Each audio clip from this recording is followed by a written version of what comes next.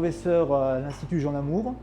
Donc ici vous êtes à Metz dans une des équipes de l'Institut Jean Lamour, l'équipe chimie et électrochimie des matériaux.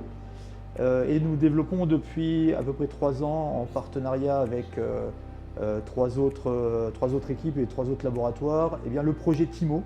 Alors ça signifie traitement hydrométallurgique des téléphones mobiles.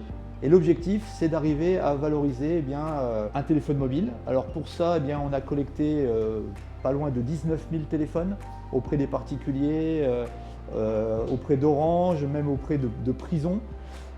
Et qu'est-ce qu'on fait avec ces téléphones? Alors première étape après la collecte, ces téléphones, ils vont à Bar-le-Duc, au CRIT TJFU, donc technique de jet fluide pour l'usinage.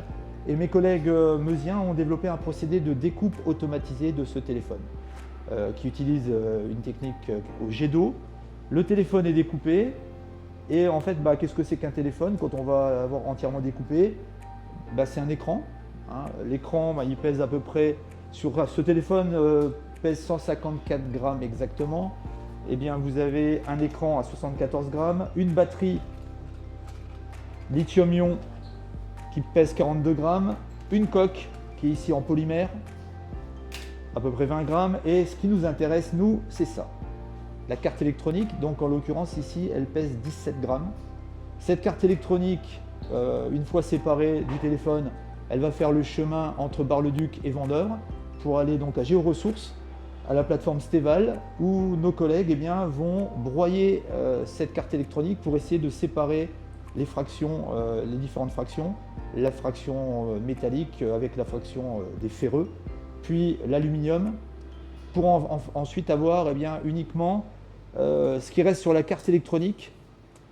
Et après broyage, séparation notamment de la carte polymère, en résine époxy, on va obtenir une poudre dont la taille est inférieure à 500 microns. Cette poudre, elle est concentrée en métaux. Alors on a majoritairement du cuivre, donc là on a à peu près 70% de cuivre. On a de l'étain, entre 10 et 15%. 2% de nickel, un petit peu de zinc et le reste, là-dedans on a des métaux précieux. On a de l'or, on a du palladium et on a de l'argent. Et quand on calcule la valeur marchande d'une carte électronique de téléphone portable sur la base du cours des métaux, on peut avoir une somme totale qui peut monter jusqu'à 120 000 € par tonne de carte, sachant que la carte, elle fait à peu près 10% de la masse totale du téléphone. Voilà, donc l'objectif du projet TIMO, c'est d'extraire de cette carte électronique la quasi-totalité des métaux, en utilisant des techniques qui soient respectueuses de l'homme et de l'environnement, donc pas de réactifs comme les cyanures, comme l'eau régale qui va générer des vapeurs de NO2, donc essayer de trouver des réactifs, entre parenthèses, verts, pour aller à une récupération, on va dire, quasi totale des métaux. Quand on a récupéré nos poudres ici, qu'est-ce qu'on va faire? On va mettre en œuvre un procédé, donc pour faciliter l'explication, il est ici sur le tableau. Donc on part de notre broyat de carte électronique qui provient de chez Géoressources.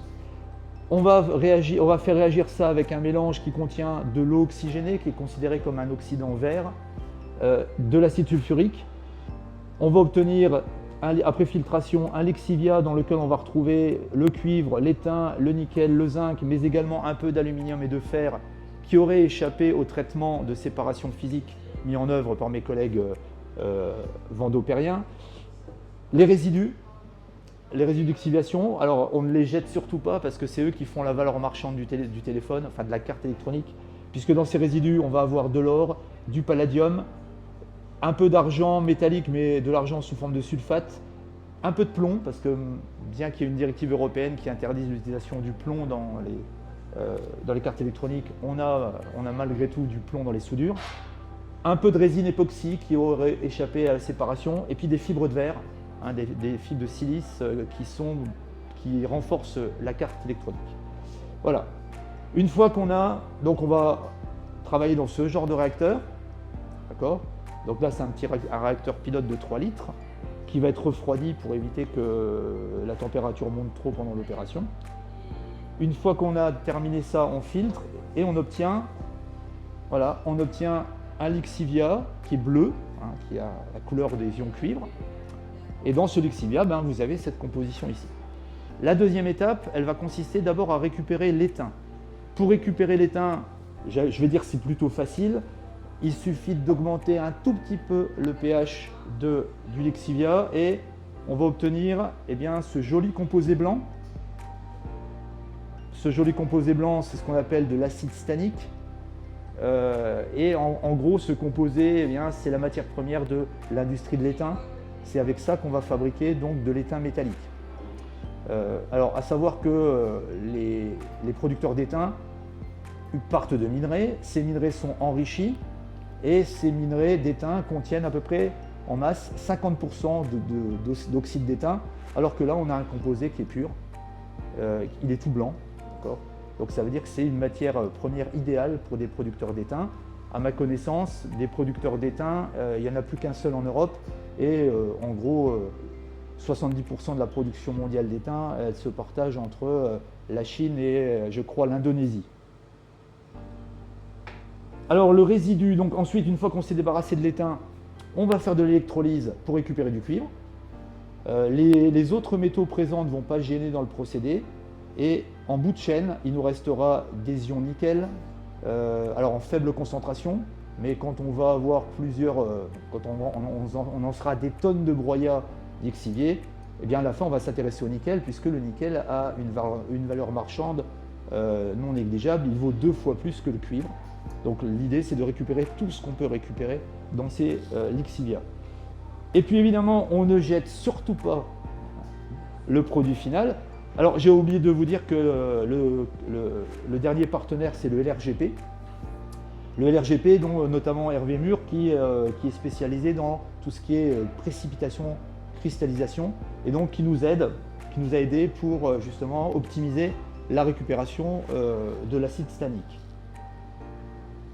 Alors pour récupérer du cuivre par électrolyse, on a intérêt à être bon puisque le cuivre qui est utilisé pour fabriquer des câbles électriques, il a une pureté de 99,99%. Ça veut dire que si nous on se lance dans la récupération du cuivre à l'état de métal, on n'a pas le droit d'avoir quelque chose de moins impur que celui qui est sur le marché, sinon il ne pourra pas être utilisé pour faire des câbles.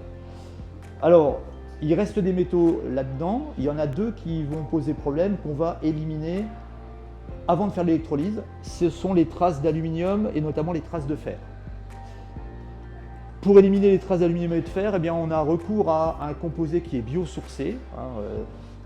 C'est le résultat d'une thèse qui a été réalisée il y a 4 ans maintenant dans le labo. On utilise des composés qui sont des déchets de l'agroalimentaire. Donc c'est une molécule qui s'appelle l'acide phytique. C'est le principal composé phosphoré qu'on va trouver dans les céréales. Alors pour faire simple, si vous voulez, pour faire des cornflakes à partir de maïs, il faut se débarrasser de ce composé parce que c'est un composé qui est antinutritionnel. Et qu'est-ce qu'on fait? On va tremper le maïs dans de l'eau froide, éliminer 50% de l'acide phytique et les eaux de lavage, elles sont épandues dans les champs puisque c'est du phosphore organique. Et bien nous on s'est dit qu'il y avait peut-être une possibilité de les utiliser pour faire des opérations d'hydrométallurgie et notamment l'acide phytique forme des composés très insolubles avec l'aluminium et le fer. Et ça nous permet d'éliminer ces éléments indésirables avant de passer à l'électrolyse. Alors ça a été développé ici et ça a été optimisé au stade pilote, au LRGP, avec l'équipe d'Hervé Mur. Voilà, donc on a éliminé les indésirables, on n'a plus qu'une solution bleue dans laquelle il y a encore un peu de nickel. Et à partir de là, on va faire de l'électrolyse pour obtenir du cuivre métallique. On ne s'arrête pas là. Alors, dans le procédé actuel, on en est là, c'est-à-dire qu'on a récupéré le cuivre, l'étain et puis le nickel. Et puis il y a encore quelque chose qu'on ne peut pas laisser quand même sous le tapis, c'est ça. Donc ça c'est le résidu de l'exciviation du broyat qui était ici. Donc là en fait ce sont des insolubles qui n'ont pas réagi dans l'étape de l'exciviation. Donc là on vient de juste terminer un essai sur 140 grammes de broyat. Et donc maintenant là-dedans vous avez ce qui fait la valeur marchande des broyats. Là-dedans vous avez un peu d'or, un peu de palladium, un peu d'argent, mais largement plus concentré que dans les minerais utilisés sur la planète. Voilà. Donc l'étape suivante, Ce broyat va retourner à Géoressources, où mon collègue Frédéric Dio va faire une étude minéralurgique, c'est-à-dire qu'il va étudier quelles sont les phases présentes. Donc là-dedans, on a des éléments de condensateur, hein, on a des composés comme le titanate de barium, etc. Définir, les quantifier, combien il y en a, quelles sont leurs caractéristiques, c'est-à-dire leur conductivité électrique, leur densité, pour pouvoir ensuite enrichir ces résidus en or, en argent, en palladium. La suite, soit on continue à faire de l'hydrométallurgie, ou alors on confie ces broyats à des gens qui font au contraire de la pyrométallurgie et qui ont l'habitude de travailler avec les métaux précieux. Par exemple, une petite PME qui est en Normandie qui s'appelle WeCycling et qui travaille déjà avec Orange. Voilà. Alors là, la boucle est bouclée, hein. On est parti de ce téléphone. Voilà ce qu'on en a fait, voilà le résidu contenant les métaux précieux. Alors maintenant, où est-ce qu'on en est dans le procédé? Eh bien, il y a encore du boulot. Alors, officiellement, le procédé de TIMO est terminé depuis décembre 2024. Alors, on a eu l'opportunité de continuer avec des nouveaux acteurs, puisque si je reviens à mon téléphone de départ, on a une solution pour la batterie. Hein, la batterie, elle est reprise par Eurodieuse, puisqu'ils ont une filière de traitement des batteries lithium-ion. La carte, on vient de le voir, c'est nous qui gérons. Et puis on avait finalement deux points noirs, on avait les boîtiers polymères et on avait donc les écrans. Et puis il se trouve qu'on a trouvé potentiellement une solution pour aller plus loin avec deux nouveaux acteurs, donc Plastinov, donc la plateforme technique de plasturgie qui est située à Saint-Avold en Moselle, qui ont fait des essais avec plusieurs types de coques. Alors les polymères majoritaires dans les téléphones, ce sont l'ABS et le polyéthylène. Et donc ils ont fait de la granulation et extrusion. On a un polymère qui a des bonnes propriétés. Reste à lui trouver une finalité. Et puis on a l'écran. Alors l'écran pour nous, c'était peine perdue, hein. Alors qu'est-ce qu'on peut récupérer dans un écran? Alors on peut récupérer dans la dalle LCD de l'indium et du titane, de l'étain. Il n'y en a pas beaucoup, hein. Imaginez que dans un téléviseur de 1 mètre de diagonale, vous avez 3 grammes d'ITO, donc un verre conducteur. Donc là-dedans, il y en a très peu. Et puis il y a des terres rares, hein, notamment tout ce qui permet d'avoir un écran tactile. Alors ça ne fait pas beaucoup, on s'est dit que c'était peine perdue. Et il se trouve qu'en discutant avec une collègue de l'école centrale de Lille, elle travaille sur la récupération des métaux contenus dans les écrans LCD, dans des sels fondus à basse température, c'est-à-dire environ 250-300 degrés. On lui a envoyé une centaine d'écrans pour les besoins de ses essais.